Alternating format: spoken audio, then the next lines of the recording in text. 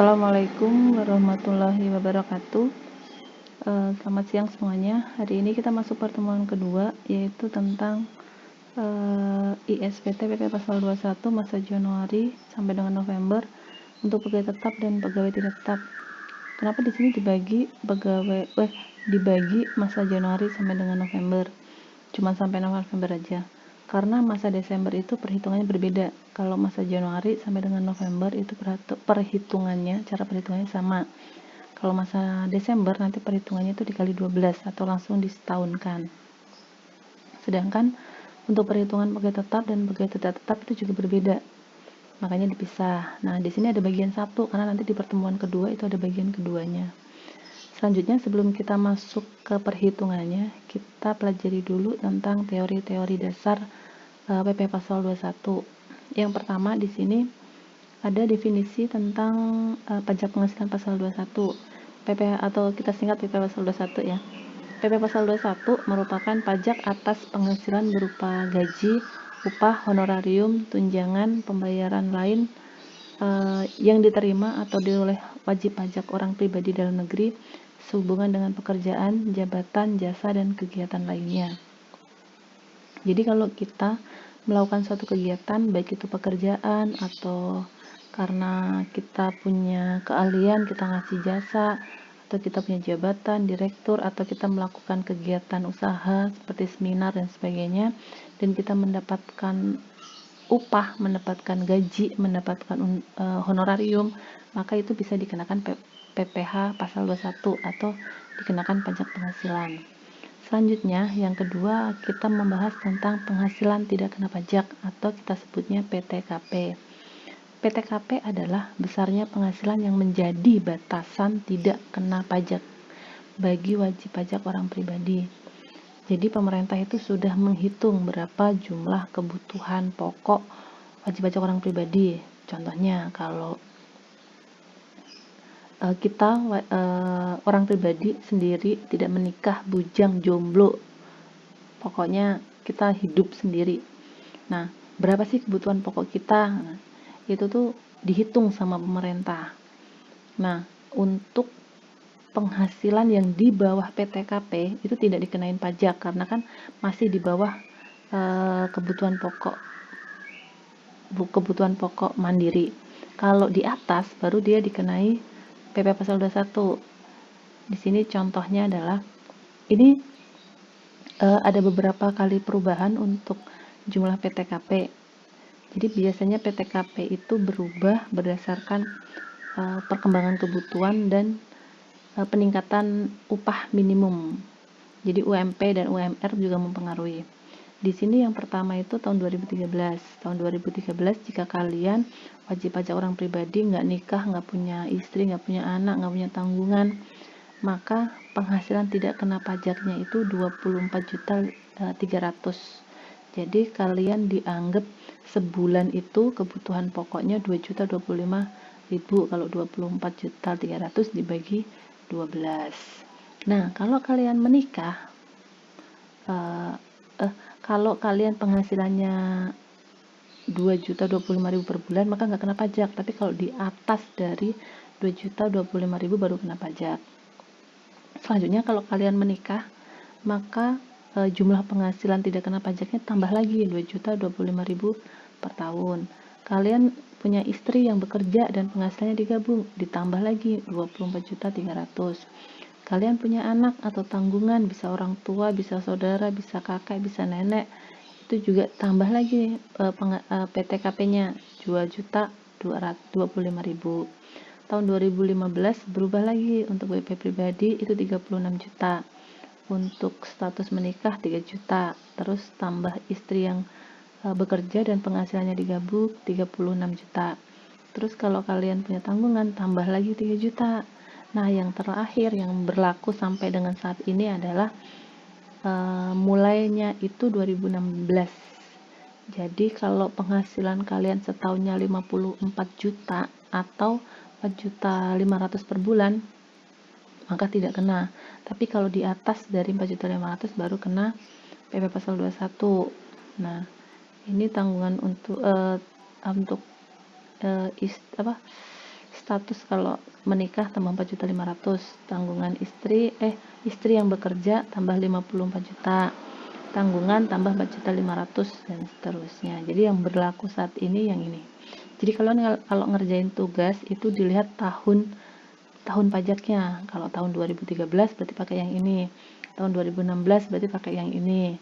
Kalau 2015 pakai ini, pakai 2016 pakai yang terbaru. Oke. Selanjutnya untuk PTKP per hari. Kalau yang di atas ini kan PTKP per bulan. Untuk PTKP per hari sesuai dengan Peraturan Menteri Keuangan RI nomor 103 PMK 10 tahun 2016 mengenai penetapan bagian penghasilan sehubungan dengan pekerjaan pada pegawai harian, mingguan, serta pegawai tidak tetap lainnya yang tidak dikenakan pemotongan PP Pasal 21 adalah 450. Jadi untuk PTKP per hari untuk pegawai yang mendapatkan upah harian atau mingguan itu seharinya 450.000. Jadi kalau sehari di bawah 450.000 maka dia tidak kena PP Pasal 21. Tapi kalau di atas 450.000 maka kena. Contohnya sehari mendapatkan upah 500.000, kan PTKP-nya 450, berarti yang kena PP Pasal 21 itu lebihnya yang 50.000. Oke, sekarang lanjut untuk biaya jabatan dan biaya pensiun. Nah, di dalam penghitungan PP Pasal 21 itu kita mengenal yang namanya biaya jabatan sama biaya pensiun. Biaya jabatan itu berlaku untuk karyawan yang masih bekerja. Sedangkan untuk biaya pensiun itu berlaku untuk karyawan yang sudah tidak bekerja tapi mendapatkan penghasilan secara berkala atau bulanan. Nah, di sini untuk biaya jabatan sendiri itu diatur dalam PMK 250 PMK 03 tahun 2000 yang isinya adalah biaya jabatan itu ditetapkan 5% dari penghasilan bruto setinggi-tingginya 6 juta setahun atau 500.000 per bulan. Jadi kalau nanti hasil hitungannya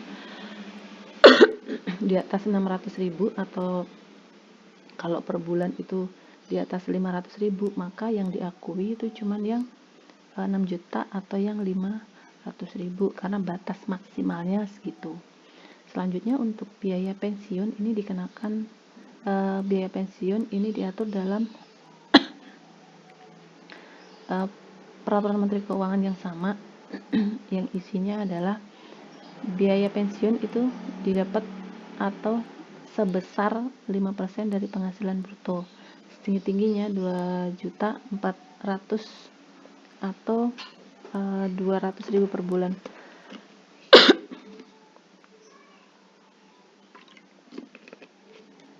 Oke, lanjut, maaf. Selanjutnya untuk bagian D-nya adalah tarif untuk PP Pasal 21. Jadi di sini tarif pajaknya adalah progresif atau berkala. Semakin tinggi penghasilan, semakin tinggi tarif pajaknya. Di sini untuk lapisan kena pajak. Jadi ini yang dikenakan adalah bukan penghasilan brutonya tapi penghasilan kena pajaknya. Di sini untuk penghasilan kena pajak sampai dengan 50 juta itu kena tarifnya 5%. Di atas 50 juta sampai dengan 250 juta itu kena tarifnya 15%. Di atas 250 juta sampai dengan 500 juta itu tarifnya 25% dan di atas 500 juta itu tarifnya 30%. Selanjutnya ini untuk format perhitungan PP Pasal 21. Di sini Bayu Harsono, pegawai pada perusahaan Chandra Kira. Dia sudah menikah, memiliki anak. Belum memiliki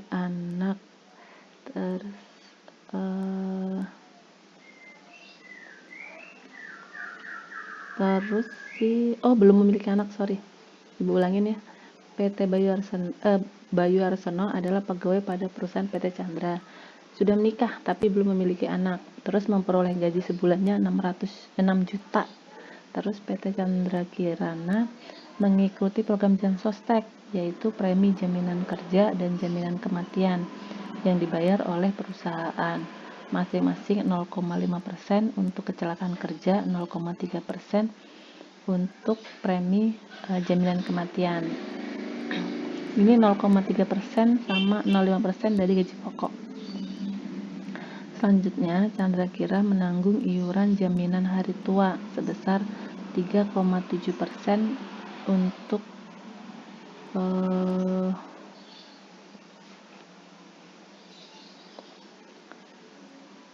iuran hari tua sebesar 3,7% dari gaji pokok, sedangkan si Budi Karsono membayar iuran jaminan hari tua sebesar 1% dari gaji pokok.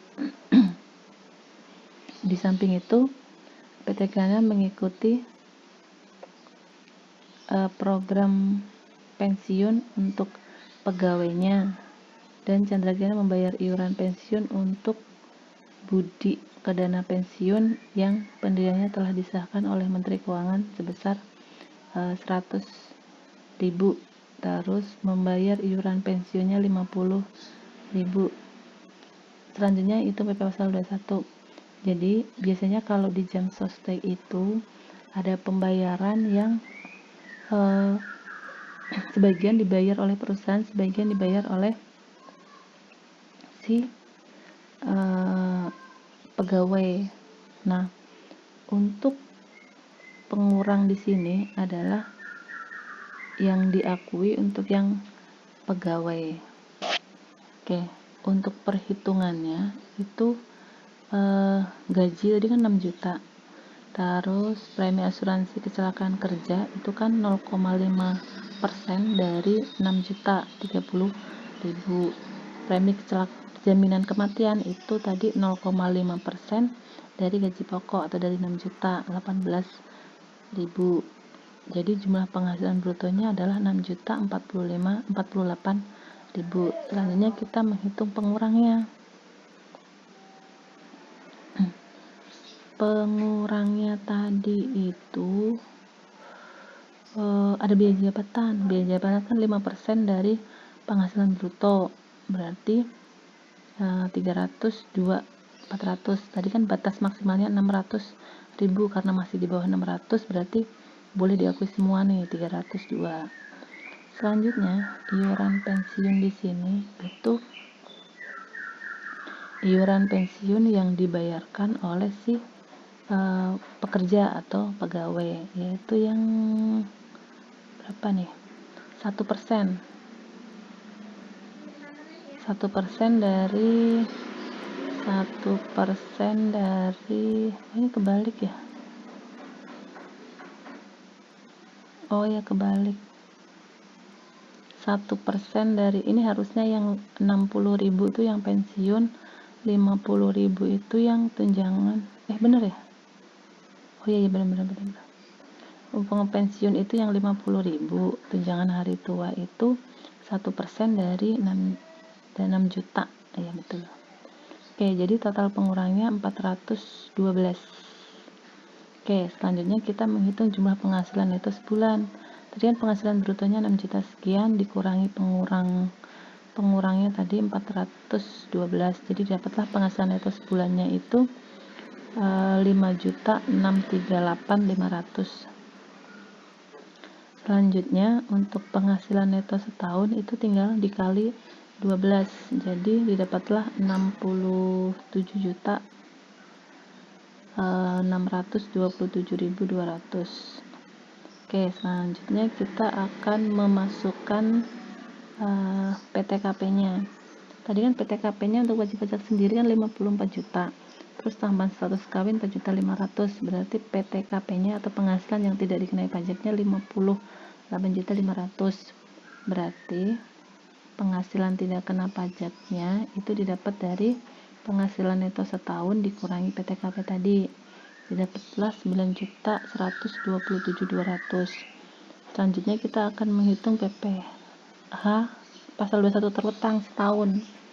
Kan tadi tarif PP pasal 21 kan sampai dengan 50 juta tarifnya 5%, karena di sini masih masuk ke lapis 1 sampai dengan 50 juta, maka kena tarifnya 5%.